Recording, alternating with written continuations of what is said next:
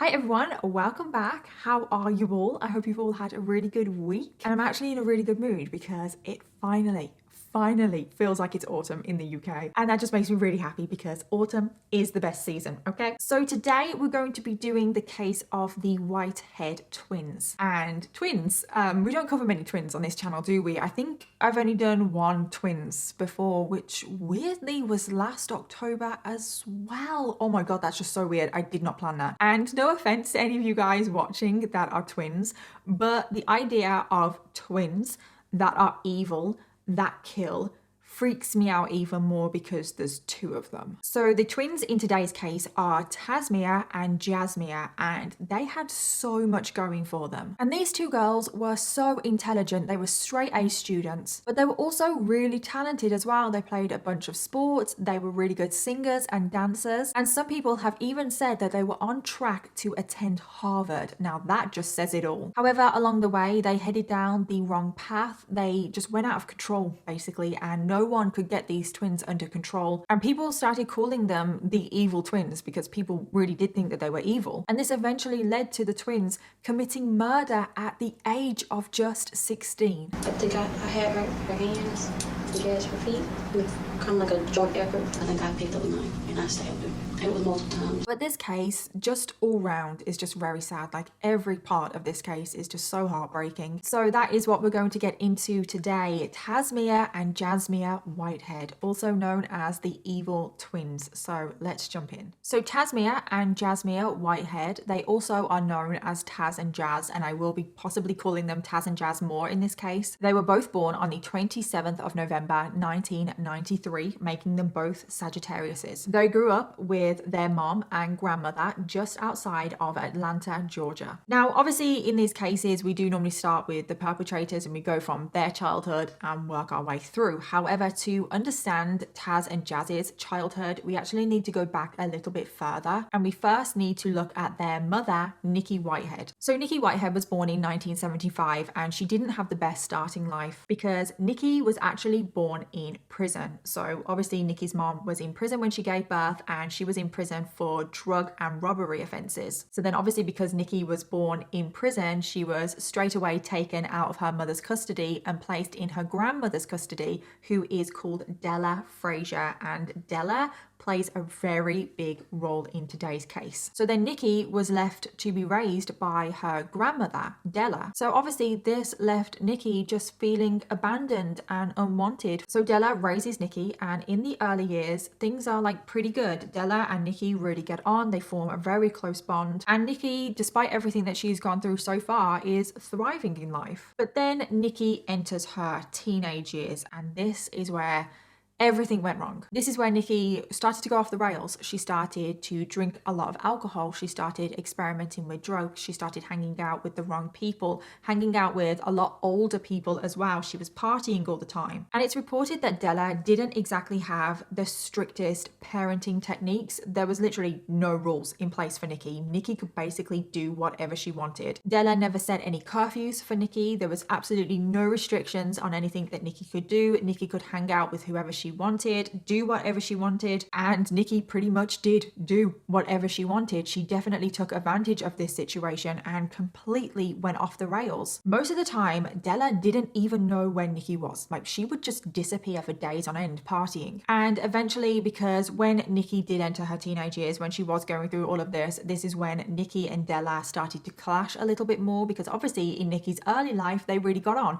Well, now, not so much. And eventually this led to Nikki leaving her grandmother's home at 16. Nikki then went to live with various friends. She just used to like stay in a spare room or on the sofa. She worked a few odd jobs here and there just to get by. She also started dating. And then when Nikki was just 17 years old, she did fall pregnant. And this is obviously now where we get back to the beginning of this case, because now, obviously 9 months later, Tasmia and Jasmia are born. So that was Nikki's background, and that was obviously a very quick summary, but Nikki obviously didn't have the best start in life. She then got involved with the wrong people, went down the wrong path. Now she is pregnant and she is still only a child herself. She's actually 18 when the twins are born, which I know technically an adult, but she was 17 when she got pregnant and she's still so young. I just feel like just because you're 18, just because you're legally an adult doesn't mean you're emotionally an adult, if that makes sense. So Nikki is now 18 years old. She has twins and no one was expecting twins, by the way. Nikki herself didn't even know that she was having twins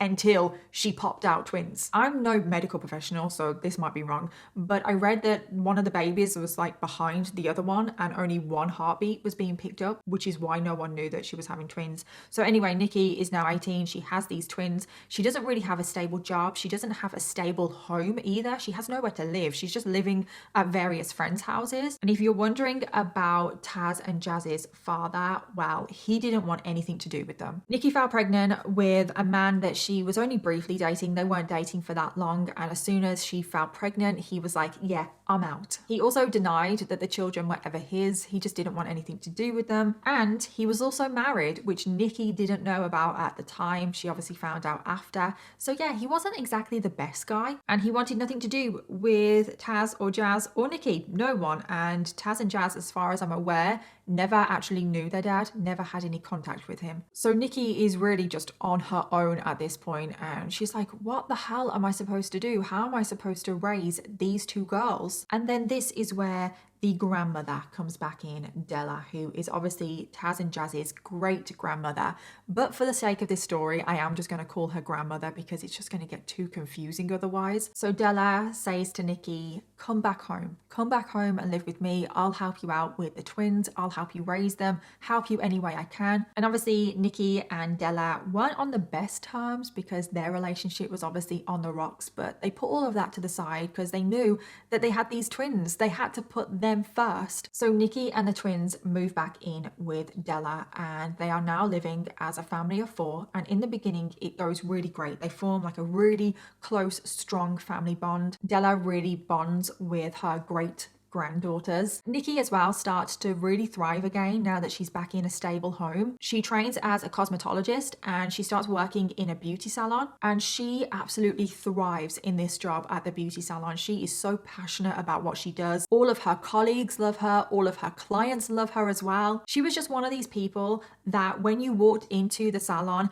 she was just always smiling, she was always bubbly, she was always happy to help anyone. She was just so sweet and caring and pretty much everyone loved her. And then we have the twins, who are also thriving. Even though the twins at this point are still obviously very, very young, they were described as happy children, very outgoing and confident, very caring and sweet. And being twins, and I know that this is probably a little bit of a stereotype, but in the case of Jazz and Taz, they really were the stereotypical twins. They were so in sync with one another. They had a really close bond. They were inseparable. They would finish each other's sentences. So things seem great, don't they? They really do. However, as we see with a lot of these cases, there were still problems. And the main problem stemmed from the fact that Della accused Nikki of not being present enough in the girls' lives. According to Della, Nikki was still kind of behaving like she used to. She was partying too much, drinking way too much, and Della was left at home to look after the twins. It's reported that because Nikki gave birth so young, I mean, she was basically a child, she was still trying to live out her teenage years, kind of live out her youth. She didn't want to grow up and be a mom. And Nikki was just happy to leave the girls in Della's care. So it's described that Nikki was kind of more like a big sister to Taz and Jazz, not really their mother. And Della was more of the mother role in Taz and Jazz's life. But even with that dynamic in the household, it's reported that it didn't really affect Taz and Jazz that much. I mean, I suppose you possibly could argue, and obviously I am not an expert in like child development or anything like that, but I suppose you could argue that just the fact that their mom is not really being a mom to them, she's more like being a sister, I suppose you probably could argue that that is always going to affect them. But it appears, as for right now anyway, that dynamic in the household is not really affecting them negatively, because the girls, they are currently reaching middle school and they are still thriving. They were even on the honor roll. They were so academically intelligent, but on top of all of that, they were also extremely talented. They basically had it all, because Nikki, even though she's not the most present in their life, she is still a part of their life, and Nikki still paid for them to go to tennis lessons, dance lessons, singing lessons. They both played instruments. They basically did everything. I cannot even stress to you how talented these two girls were. Basically anything they did, they excelled at. So even though it's reported that Nikki was pretty absent in the girls' lives in their early lives, she is still working really hard to provide for them. So now we get to 2007. Nikki is now in her early 30s and the two girls are just turned 13. And the whole family have been living with the grandmother, Della, for approximately about 12 years at this point. And it was at this point that some pretty significant changes happened. So the first is that Nikki finds herself a boyfriend and she moves in with him and takes the twins with her. So the boyfriend was a man called Robert Head. He was in his 50s. He was a truck driver and he owned his own home in a little gated community in Conyers, Atlanta, which is approximately about 20 miles, I think, outside of Atlanta. I may be wrong about that. And the two of them had been dating for a while, so this wasn't exactly a rushed decision. And Nikki just thought to herself that she's in her 30s now. She has grown up. She is matured. She is now in a stable relationship and she just feels that she wants to move out of her grandmother's house. She wants to stand on her own 2 feet finally. And Robert is a really good partner as well. He is really supportive. He is a really good father figure to the two girls. The two girls also like him. So this all sounds really great, doesn't it? Nikki finally is in a place where she wants to step up and be a mom. She is financially stable. She's in a stable relationship and she wants to kind of move on with her life and form her little family unit. You know, she wants to stand on her own 2 feet. So the two girls go and live with her, and in the beginning it's all great, and I feel like I say that so much in these cases, but it is really great. Nikki and her daughters, they are finally bonding. They're finally having that mother-daughter bond instead of that sister-sister bond, and I really wish I could tell you that it stays like that and the bond between mother and daughters only gets stronger. Unfortunately, that is not the case. So not long after they all move in with Robert, Taz and Jazz start high school. And obviously high school is a big moment in most people's lives, but this is also when Taz and Jazz started rebelling, which is very common. It's so common, isn't it? Teenagers, they go to high school, they have different influences. Teenagers as well, they're at that age where they're no longer children. At least they don't think that they're children, but they're also not an adult, but they feel more like an adult than a child. So they start to form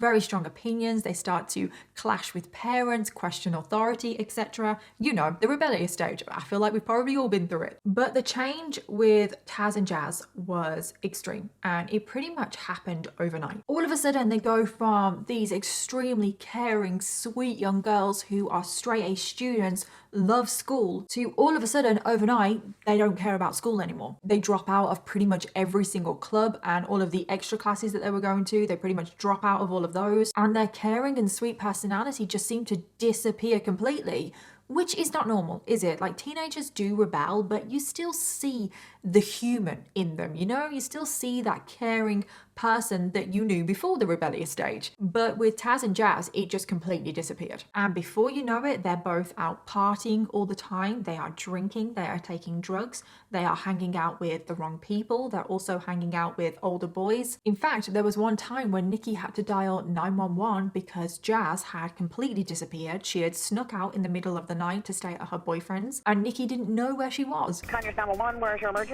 I just woke up and my daughter's gone at the house. How old is your daughter? Oh, Lord, 13. And I also want to point out that when Jazz snuck out of the house to stay at her boyfriend's, she was only 13. And does this sound familiar to any of you? This is basically what happened to Nikki when she hit her teenage years. And because this had happened to Nikki, Nikki could see what the hell was going on, and she was thinking, no way, you two are not ending up like me. I'm not having it. And Nikki, because she has essentially been through this was basically her teenage years, it was probably like looking in a mirror for her. So in response to this, Nikki started to implement rules, which of course Jazz and Taz are not used to at all, because prior to this, living with their grandmother, they had no rules at Della's house. But Nikki didn't want her girls ending up like her. She knew that she had to be a bit stricter. So Nikki started to implement curfews. Nikki always wanted to know where the two girls were. She also told the girls that they were not allowed to drink alcohol, not allowed to take drugs. She also didn't want the two girls hanging out with older boys. And when I mean older boys, I mean older. So Taz and Jazz had boyfriends, and the two boyfriends were 17 and 19. And they're about 14,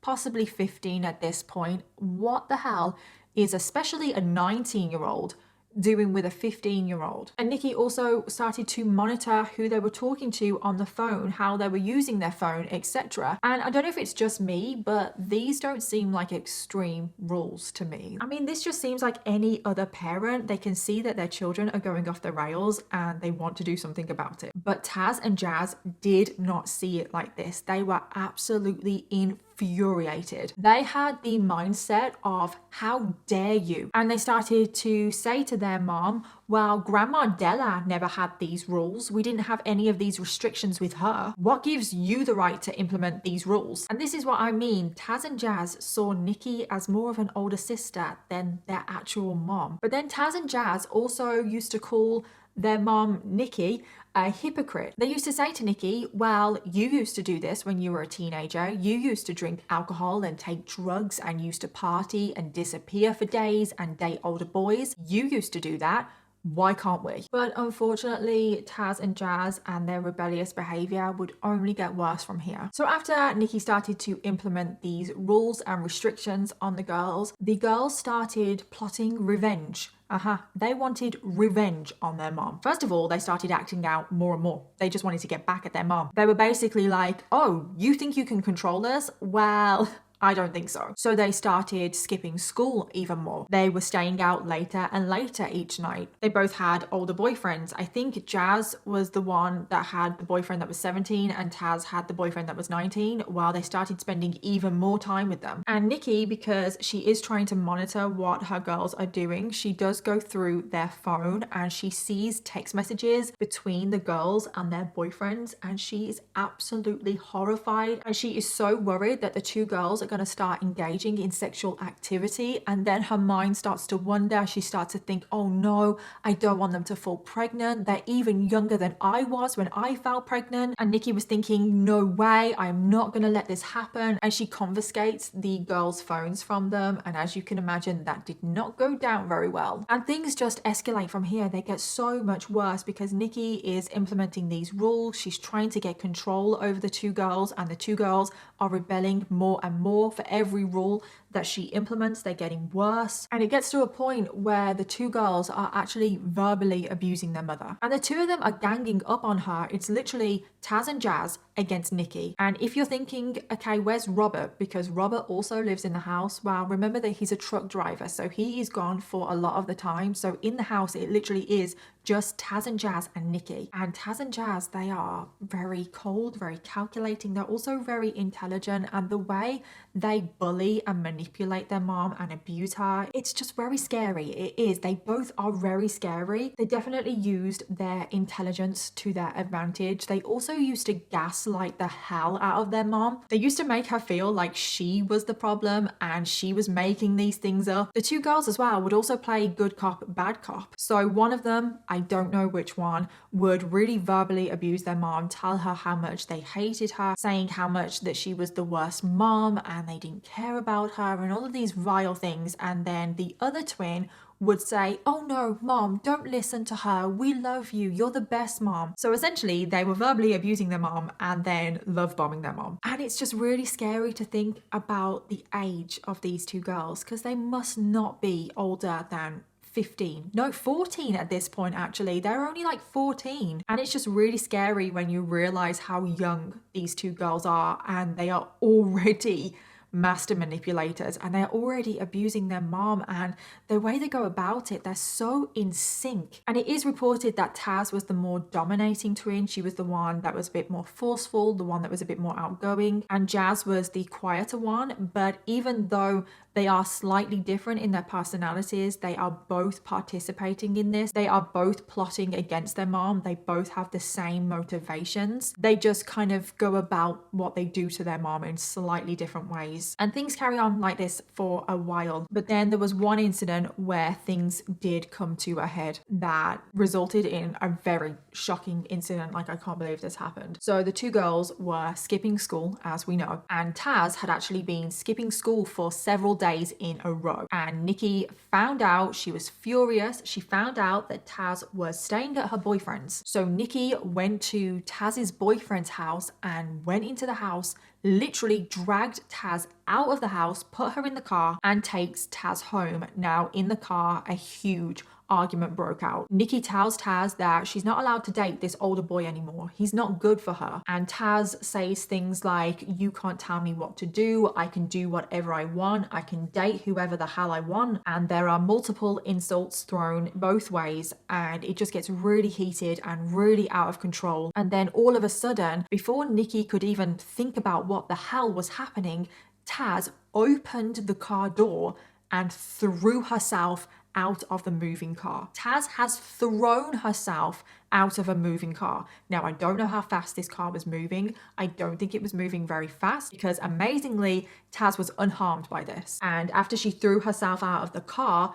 she just got up and calmly walked away. Now, this is extreme, isn't it? Throwing yourself out of a moving car, that is on another level. Well, it's reported that Taz did this because she wanted to show her mom that her mom literally had no control over her. And Nikki was left absolutely traumatized by this. I mean, you would be, wouldn't you? If you as a parent saw your child throw themselves out of a moving car, that is traumatizing. So things go on like this for a few months. The girls are verbally abusing their mother, and Nikki is just trying to get some sort of control over the girls. In fact, at one point, Nikki actually thought that her girls might be possessed by demons because they were just that out of control. She just thought that there was no other explanation for their behavior, and at one point as well, she was even considering an exorcism, but that never happened. And now, after a few months, the twins also start physically abusing their mother. And the two of them would gang up on their mom. They would jump on her, they would beat her, they would scratch her, they would kick her. And this was as well as all of the verbal abuse as well, because all of that was still going on as well. And this happened over and over again. This wasn't just an isolated incident. This would happen repeatedly over weeks. And it got so bad that Taz and Jazz were actually arrested for what they were doing. So this all came about because one day the twins, which was a common occurrence, but this day was particularly bad. So the twins jumped on Nikki. Both of them had Nikki pinned to the ground, and they were literally just beating her up. Nikki managed to get away at one point from the twins, and she ran to her bedroom and locked the door. And when she was inside the bedroom, she dialed 911. A female officer arrived at the scene and asked what was going on. Nikki starts telling the officer everything, that the two girls are beating her up, they're being really physical with her, and the officer can see that Nikki is visibly shaken, like she looks like the victim in this situation, which the officer was not expecting. And the two girls are denying everything. They're saying that it's actually the other way round and Nikki is the one abusing them. And the officer wants to believe the children because she came to the scene and she was not expecting the children abusing their mother. Like, it is normally the other way round, and obviously you should always believe children. But the officer was looking at the situation and she could see that Nikki was scared of the two girls. Like, she could actually see that with her own eyes, that Nikki was shaken up, whereas the two girls were just cold, emotionless, no expression on their face. And the officer manages to calm down the situation, and both parties agree to calm down and move forward, and no further action is required. So the officer leaves, but she has this gut feeling that something else is going to happen. Like, she just has that really bad feeling that she needs to kind of stick around. So she does. She actually hangs around outside of the house for a little while, and it is a good job that she did, because not too long after, Nikki comes running out of the house and she is screaming, because back in the house, as soon as the officer had left, Nikki went back up to her bedroom, but Taz and Jazz followed her. And once all three of them were in the bedroom, they locked the door and jumped on their mom again. Again, they just started beating up their mom. Again, thankfully, Nikki managed to get away and get out of that bedroom, and that is when she runs out of the house screaming. She flags down the officer and says, "Please help me, they've done it again, they're beating me up again, please help me." Taz and Jazz come out of the house again, very cold, very emotionless, and just say, "She's lying. This is all lies." But now Nikki has visible injuries. She has scratch marks all over her, on her neck, on her arms. And Nikki looks like someone that has been jumped. She looks like someone has been beating on her, but the two girls, not a scratch on them. They were not upset. They were not shaken. They showed no remorse. They showed no emotion at all. They are literally emotionless. It's actually really scary how emotionless these two girls are. It's like there's nothing in there. It really is. So now the officer has no choice but to believe Nikki, because that is what they can see. And this is what results in Taz and Jazz being arrested. They then head to the station where they are charged with assault, and then they are ordered to attend juvenile court with their mother. 3 days later, all three of them attend court, and Nikki starts telling the judge that the two girls are just completely out of control and she needs help. She can't possibly do any more. The girls just won't listen to her. She just doesn't know what to do. She's at her wit's end. However, the girls have a different story. Of course they do, because they always do. They again turn everything around and say that it's actually the mom that is the problem, that she has a drink and drug problem. And they say that it's actually Nikki that is the one that is out of control, not them. So in the end, the judge decides that the family needs to have mandatory counseling to try and sort out their issues, try and work through them as a family. And in the meantime, until everything is resolved, the two girls will be returned to the grandmother, Della. And this is exactly what the two girls wanted, because living with their grandmother, they had no rules, they had no restrictions. And as soon as they are back living with their grandmother, they go off the rails even more, because they can do whatever they want. Now, Della is approaching 80 years old at this point. She has no way to control these girls. I mean, she's 80 years old, and these girls completely take advantage of Della. They actually start stealing money from Della to fund their partying lifestyle, which really annoys me. I just hate it when anybody steals from vulnerable people, especially old people. Like, that just really makes my blood boil. And things go on like this for the next 18 months. They are living with their grandmother again for 18 months. For 18 months, they are just completely going crazy, going wild, partying, taking drugs, drinking lots of alcohol, getting involved with all the wrong people. So now the two girls are 16 years old. And Nikki, throughout those 18 months, never, not once, gave up on her daughters. She attended the counseling sessions. She wanted to build a relationship with her daughters. She wanted to make it work. She wanted to live with her daughters. She wanted that bond. She wanted to be their mother. And finally, in December of 2009, when the girls are 16 years old, Nikki finally got what she wanted, and the girls were put back in her custody. And Nikki is absolutely thrilled. This is all she's ever wanted. The moment those girls were taken out of her custody 18 months ago, she has been fighting every single day to get them back. However, Taz and Jazz are not happy whatsoever. They do not want to live with their mom. They just want to keep living with their grandmother, where they can do whatever they want. And unfortunately, when Taz, Jazz, and Nikki are walking out of the courtroom, Jazz turned to Nikki and said, "If I have to go back with you, I will kill you." And unfortunately, things take a very tragic turn from this moment. So in January of 2010, Nikki threw a welcome home party for Taz and Jazz. I really need to stress this, how happy Nikki was at this moment. She did everything that she could to try and make the girls comfortable and happy and feel welcome. She invited all of the family. She invited all of Taz and Jazz's friends, but the twins were having none of it. They refused to participate in the welcome home party. They just didn't want to know. They ignored everyone everyone there. They just didn't put in any effort. They didn't even want to try and make this work. And then over the next few days, it's just complete chaos in that house. So many arguments. It's such a toxic atmosphere. The girls instantly start skipping school again. They were sneaking out of the house, staying out to all hours of the night. And within the first few days of the two girls returning home, Nikki actually dialed 911 on 3 separate occasions. But nothing anyone ever did ever help the situation. The two girls were just always threatening Nikki with violence. They were always intimidating her, manipulating her, bullying her. They even started making notes to each other in their diary that they wanted to kill their mom. And then on the 13th of January 2010, just 4 days after the two girls moved back in with their mother, the absolute worst thing happened, which ended in absolute tragedy. So on the morning of the 13th of January, Taz and Jazz woke up late for school. They didn't even want to go to school. They missed the school bus. They just weren't interested in going, not at all. But Nikki really wanted to get her two girls back on the straight and narrow, back on the right path, go to school, get an education. And Nikki was furious that the two girls just didn't want to get up for school, and a huge argument broke out in the household. It soon turned physical, and the two girls were throwing objects at Nikki, which included kitchen utensils and pots and pans. And then suddenly one of the twins, we actually don't know which one it was,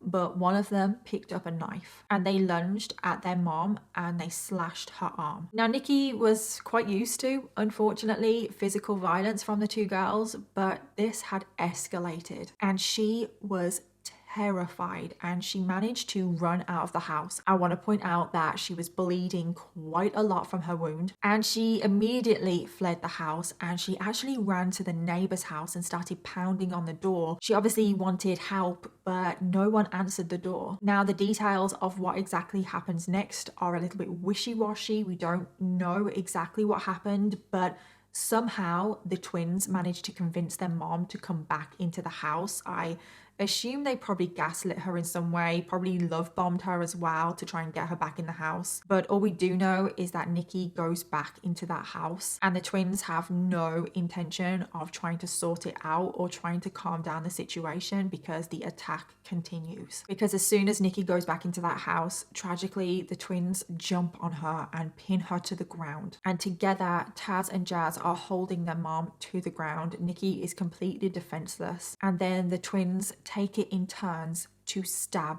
their mom. They stab her in the arms, in the neck, in the head. In total, the twins stabbed their mom 80 times. Let that sink in. 80 times. Now, if we're assuming that they both did an equal number, that's obviously 40 times each. That is a lot in itself. 40 times for each person. There is so much rage in that. To stab someone 40 times would take so much energy, but somehow after being stabbed 80 times, Nikki is actually still clinging to life. But the twins weren't done. They were not about to let their mom live. They ended up dragging Nikki's body to the bathroom. They filled the bathtub with water and then together they just threw Nikki's body into the bath. This whole time, Nikki was actually pleading for her life. She was pleading with her girls, but tragically, it was too late. Her injuries were so bad. And when she was in the bathtub, very sadly, Nikki slipped under the water. And this is when Nikki Whitehead lost her life. And I can't even imagine what that would have been like for Nikki, literally watching her two daughters kill her. And it's just so sad that they did that to their mom. It's like, I don't understand why they hated their mom so much. I understand that they would have issues with their mom because obviously there is a lot of trauma there, but I just don't understand where that amount of hate came from. How did they hate their mom that much to stab her 80 times? And following the murder, the twins didn't show any remorse at all. And they only had one thing on their mind, and that is how they were going to get away with this murder. So they left Nikki's body in the bathtub and they wiped down all surfaces to get rid of their fingerprints. Then they tried to stage an alibi, which wasn't the best, but we'll get to that. They headed off to school and they pretended like it was a normal day. They just went about their day as if nothing has happened. And I just always find that so crazy. I just don't know how people can go about their day as if they haven't just murdered someone, but that is exactly what the twins do. And then they later return from school as if it's a normal day. And then at some point when they are home, they flag down a passing police car and they run up to the police car and they say, please, oh God, please help. Someone's attacked my mom. So the officer, of course, rushes into the home and they come across a horror scene. There is blood everywhere, and I mean everywhere. There was so much blood everywhere that the officer, when they walked into the home, they could smell the blood. But there was blood all over the floor, on the couch. It was like dragged across the carpet, and you could see the blood trail going into the bathroom, which is obviously where Nikki's body was. So the police officer followed the blood to the bathroom, and that is where they came across Nikki's lifeless body in the bathtub in a pool of her own blood. So they immediately launch a murder investigation and they take Taz and Jazz down to the police station. So of course Nikki has been stabbed 80 times, and the stab wounds as well. A lot of the stab wounds were in the face, which is obviously very personal. One of the stab wounds to Nikki was so severe that it actually severed her spinal cord. So because of the crime scene and because of where Nikki was stabbed and how many times, the police knew that this was personal. This was a personal attack. Whoever murdered Nikki knew her. So the police question Taz and Jazz. And what happened? To the kitchen and put my stuff down. And I seen the blood all in there on the floor. And I went in there and I seen her and I touched her. And they say, who could do this? Who could possibly do this? Like, who in your mom's life could possibly have it out for her? And Taz and Jazz say, oh, it must be Robert. She has a boyfriend, Robert. Oh, and she's also seeing another man, Joe. Yeah, it's definitely one of those two. Because it turns out that Nikki was also seeing another man called Joe. And Robert found out about this and confronted her about her infidelity. And the twins saw this as an opportunity to blame Robert or Joe for the murder. And of course, at this point, officers are not suspecting Taz or Jazz. And when they hear about this love triangle situation that is going on, the officers think, yes, it must be one of those two. So the police immediately start looking into Robert and Joe, but they both have rock solid alibis. So then the police are left to wonder, well, who could do it? So then they look to the twins and they start to notice all of the strange and unusual behavior from the twins. And the alibi of the twins, because they said that they were both at school all day, was slowly starting to fall apart. So the first unusual thing that the police noticed was that the twins were wearing gloves. They were still wearing gloves at the police station. So they asked the twins to take off their gloves, and underneath on both hands of the twins are scratch marks, which is like a pretty clear sign, okay, you've clearly been in some kind of altercation recently. Let me see your hands and your arms. What happened here? I got into a fight. Did you get in a fight with her? And then the second thing that they notice that is just really, really bizarre is that Taz keeps biting her arm. Like, I mean, repeatedly, she keeps like biting her arm. And she is asked about why she's biting her arm. And Taz says that she always does it when she's nervous. It's just like a little nervous habit thing. And initially when she was asked that, the police didn't really think too much of it. But now that they're actually looking a little bit closer into the twins, they take a closer look at the bite mark on Taz's arm and they start to think, yeah, you couldn't possibly do that to yourself. And remember this bite mark because it comes back up. But the most obvious thing that they noticed was how cold both of the twins are. I mean, their mother has just been murdered and they're showing no emotion. They're both just acting like they don't care. In fact, they're actually openly telling the detectives how much they dislike their mother. And the detectives ask the two girls, is there anything you want? Anything that is going to bring you comfort? Anything that will make this situation better? And the twins look at the detective and are just like, oh yeah, can we watch TV? Can we watch an episode of CSI? Very strange choice of program that you want to watch right now, literally hours after you found out your mother has been murdered. The detectives start looking into the whereabouts of the twins as well, because obviously they have said that they were in school all morning. What time did y'all leave the house this morning? We missed the bus, so we had to walk. You walked all the way to Rockdale? It's not far. About what time did you leave? 7:30. But the detectives just don't believe them. And they were right to not believe them because they actually found the twins on CCTV at a nearby gas station at the time that the two girls were supposed to be in school. They were actually at the gas station trying to hitch a ride with a stranger 1 hour after school had started and 1 hour after they were supposed to already be there. They were then caught on CCTV at the school, arriving hours after they said that they did. And at this point, the investigators are truly thinking that the two girls did murder their mother. There was also evidence that they found at the crime scene because they found a pair of brown boots that were in a shoebox that were covered in blood, and this shoebox with the boots in was under Taz's bed. But not only that, shoved inside the toe of one of these boots was a napkin, and inside that napkin was a clump of Nikki's hair. And then after they found the boots with the hair inside, the investigators on the case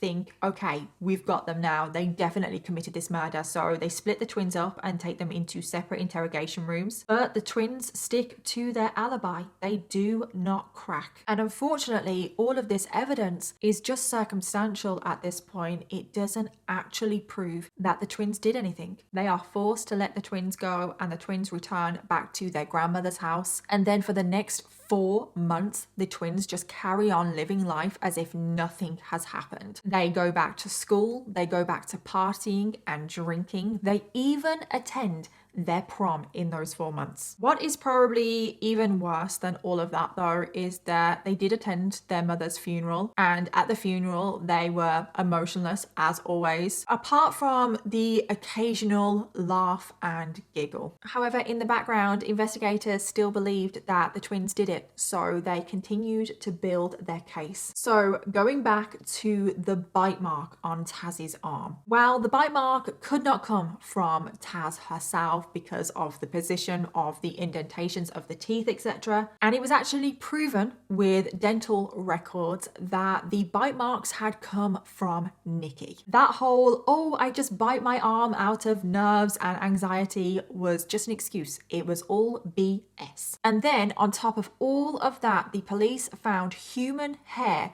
which matched the DNA of the twins, and they didn't know which one because they have the same DNA, but they found that hair in between Nikki's teeth. So now the police have physical evidence that 1, Nikki put up a fight, but then 2, that she was fighting the twins. So with the physical evidence and the circumstantial evidence, they now had enough to arrest and charge Jazz and Taz for the murder of their mother. So following the arrest, they both initially plead not guilty, so they await trial, and 4 years pass whilst the two of them are awaiting trial. But then after 4 years of awaiting trial, just before their trial, the twins confess to the murder. They clearly were acting on the advisement of their attorneys to try and get a plea deal. Both Jazz and Taz spoke about how much they hated their mom, how they both took turns in stabbing Nikki. I think I picked up a knife and I stabbed her. Where did you stab her? I think I stabbed her in the stomach. It was multiple times. How they had both placed her body in the bathtub for her to just die. I think I had her hands against her feet. Kind of like a joint effort. She was heavy. We just put it in. The water was turned on. At some point in time, you did realize that morning your mom was dead. Yeah. What does she say when she's in the tub? Kill me now and I'll kill y'all. But what happened then? She just, she went under a couple times and that was it. And then they both admitted to trying to clean up the crime scene and try and stage an alibi. And then following this confession, they did get a plea deal where both of them pleaded guilty to voluntary manslaughter. And then in January of 2014, they were both sentenced to 30 years in prison. And they are still in prison to this day, and they're actually in separate prisons. I don't think they're allowed to be in the same prison. I may be wrong on that, but I definitely know they're in separate prisons. And this case is just so sad. Like, it really is. Like I said in the intro, it's just so sad. This family has just been completely torn apart. There is so much tragedy and heartbreak, and to have the two daughters turn against their mother, who was just trying her best, is just so heartbreaking. And I just can't help but think, what the hell drove both of those girls to murder their mother? Where did that rage come from? Like, where? Normally when you think of children killing, because they were only 16 when they killed their mom, they are still children. Normally when children murder somebody, and I say normally, this is not a blanket statement for all situations, but normally there is some sort of significant trauma that has driven them to it. There is significant abuse or neglect or serious mental health issues, but we don't see that significant trauma in this case. Do the girls have trauma? Of course they do. Like I said earlier, I understand that they would have issues with their mom. Nikki was absent in the beginning of their life. They may have abandonment issues, but Nikki for a significant period was trying to make amends for that. She was trying to rebuild her relationship with her daughters, and she always put them first. She was always trying to get them back. And I just want to end this video and reflect on the loss of Nikki Whitehead. Nikki Whitehead was described as kind, caring, and deeply loving by those who knew her. She had many close friends, all of whom adored her, and she was known for being able to put a smile on anyone's face who came into her beauty salon. Nikki cared so deeply for her two daughters, and she just wanted what was best for them in life. But sadly, things ended in absolute tragedy, and she was only 34 years old. I think it is very easy to forget how young Nikki was when she was murdered. She was only 34. And this case is just so incredibly sad. There was so much trauma, and I just wish that it had ended differently. I really do. I wish that Nikki was still here, and I wish that she had the relationship that she wanted with her daughters. So I think we'll end this video here. As always, let me know your thoughts, theories, and opinions, and don't forget to leave me your case suggestions in the comments down below, because I always want to know what you want to hear next. And I'll see you all in my next video. Bye.